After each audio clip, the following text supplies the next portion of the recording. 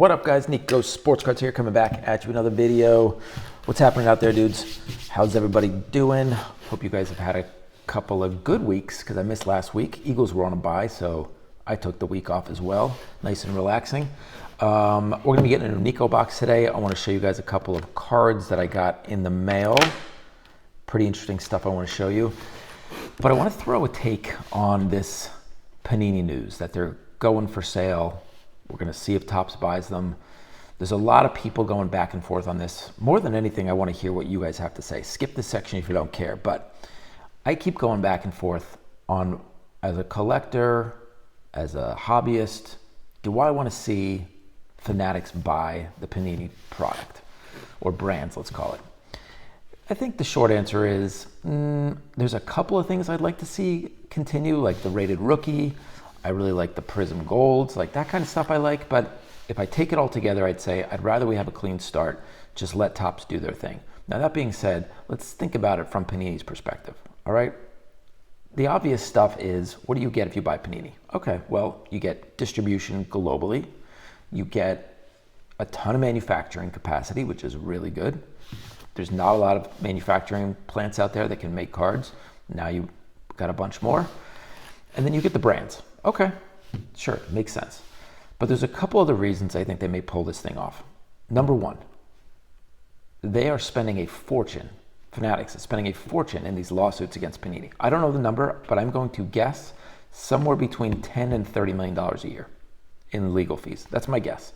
So you buy Panini, you wipe all those costs out. It's beautiful.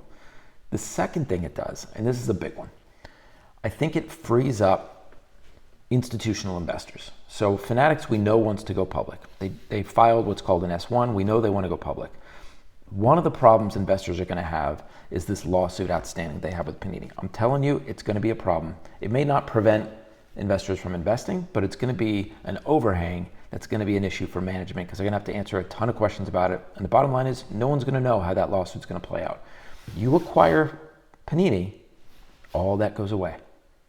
It just goes away.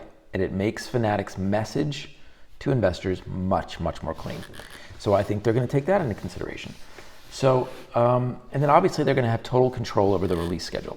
I went and looked at this. I couldn't get great data on it, but the number of products that are football products that are released in any given year, it's basically one brand a week, which is a lot. It's already a lot.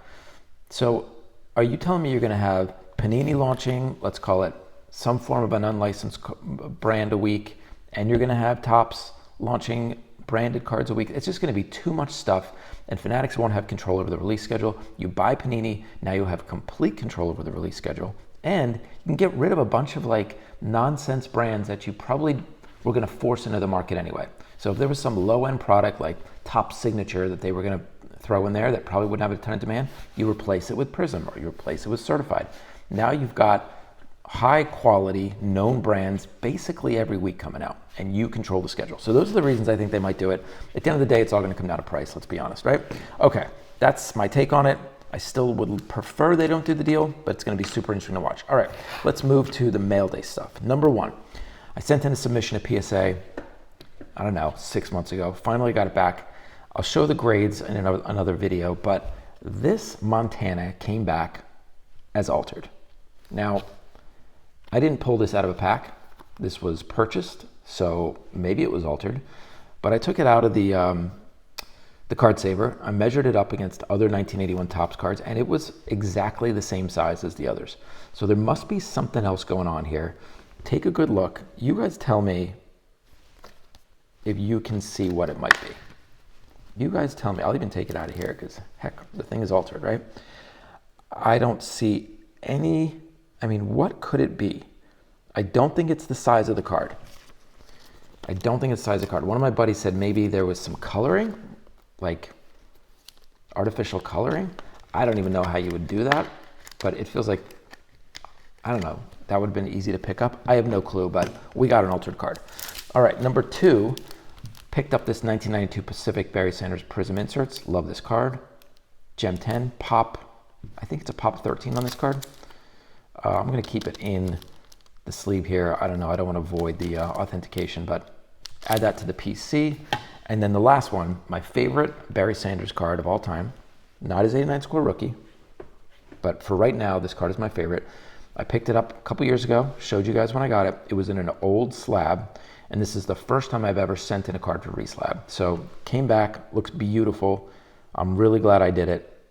Took forever for them to get it back to me, but we've now got a freshly slabbed 96 Select Certified Barry Mirror Gold. Sick. All right, that's all the comments I had. Let's get to the Nico box. For those of you still paying attention, thank you so much. Let's get to the action. All right, this month we got 2 packs of Illusions. We got 2 packs of 2015 Prizm. We got a pack of 2019 Contenders, 21 Certified, 24 Contenders. Oh, we got 2 packs of 19 Contenders. All right, so we're gonna go Contenders, Certified, Contenders, Illusions, and we're gonna end with the Prizm. Wow, 6 minutes in. 6 minutes in. Ready, set, go. All right, let's see if we can't pull some heat this month. We're gonna go quick because we went a little long on that opening monologue. Calvin Ridley. We got blanked on the first pack, no problem. Get those out of the way.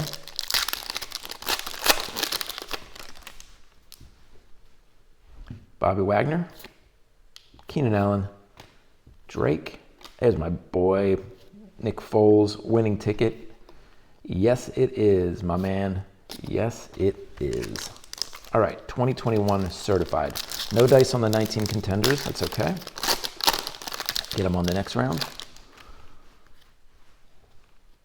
Tyler Lockett. All right, we got Chase Clay. I feel like I get Chase Claypool cards nonstop.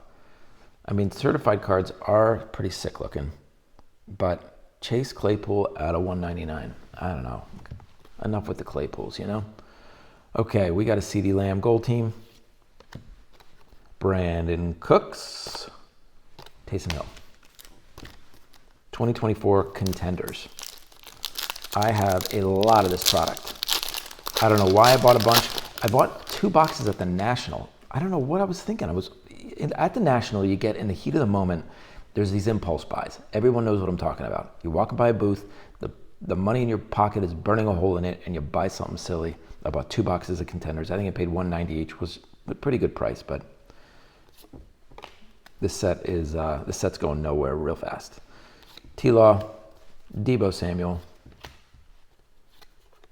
Williams, Alvin Kamara. Okay, real quick.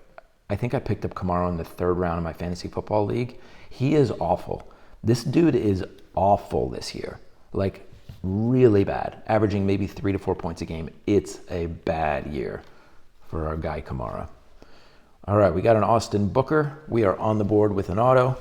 Let's get a sleeve out. Put it on the board. +1. Let's keep going. All right, I'm on Ross St. Brown and Puka Nacua. Pretty sweet. And a Rookie of the Year, Caleb Williams. What do you guys think? Is Caleb, I think it's fair to say he has not lived up to the hype so far, right? First pick of the draft, came in, I wouldn't say it was a no-brainer, but came in super hot, and maybe he's the 18 to 20, no, I'm going to say 20th best quarterback in the league. I don't know. Doesn't look good. All right, Illusions, Travis Etienne. Now this guy, on the other hand, what a year he is having. Jackson Smith and Jigba, he might have 1,800 yards this year. He is having an insane season.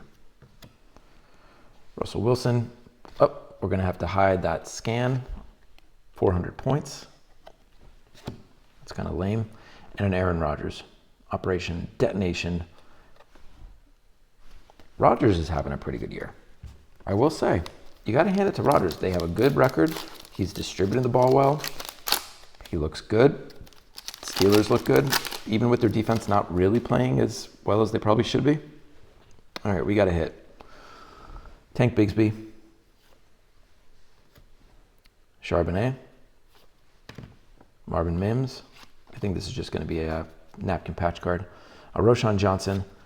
And we got a Jackson Smith and Jigba. Now that is a sick patch. That is numbered out of 50. 3-color patch. Will it fit? It probably will not fit in a standard sleeve. We'll have to get the big ones out later.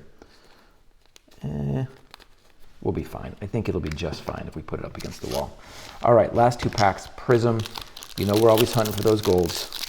It's all about the gold. Slip to the side, no gold. That's all right. Luck, Khalil Mack, Bortles, Alex Smith, Eddie Lacy. Let's see what the silver Prizm is. We got a Phillip Rivers, Air Marshals, and a Kurt Warner silver. Pretty nice. And then nothing on the rookies. All right, last pack mojo coming up. See if we can't get something. Slip to the side. We got a green. Those are not numbered. I don't think they're numbered. Another Kurt Warner. Latavius Murray, Sean Jackson, LaShawn McCoy, Von Miller, Cobb. Our green is a Randy Gregory. That pack was very similar to the one I just opened. We got a Gregory in the last one too. And our silver is Duron Carter. All right, we got blanked. Yeah, that's not good. All right, let's review. They all can't be superstar winners. But let's see how we did. All right, we got the silver, Duron Carter, Randy Gregory green, not numbered, Warner silver, Marvin Mims rookie, Roshan Johnson, Charbonnet, Bigsby, Rogers, some good inserts, the Jackson Smith and Jigba. That's that. We got the Nick Foles and our 2 hits. The Austin Booker auto rookie ticket. This is probably the best card by far. The Jackson Smith and Jigba 3-color patch from Illusions. Guy is having an insane season. And shout out to Sam Darnold for putting it together. That guy is awesome. He's just a fantastic QB. He doesn't get the love that he deserves. I haven't looked at his rookie card to see if they're going up, but they should be because he's awesome. All right, I went on too long. Next week, we got the Boombox. Week after that, we've got Hitbox. We got a lot more coming at you guys. In the meantime, and as always, thank you guys for watching. Please like, please subscribe. Please have a great day. For now, I'm out. Peace.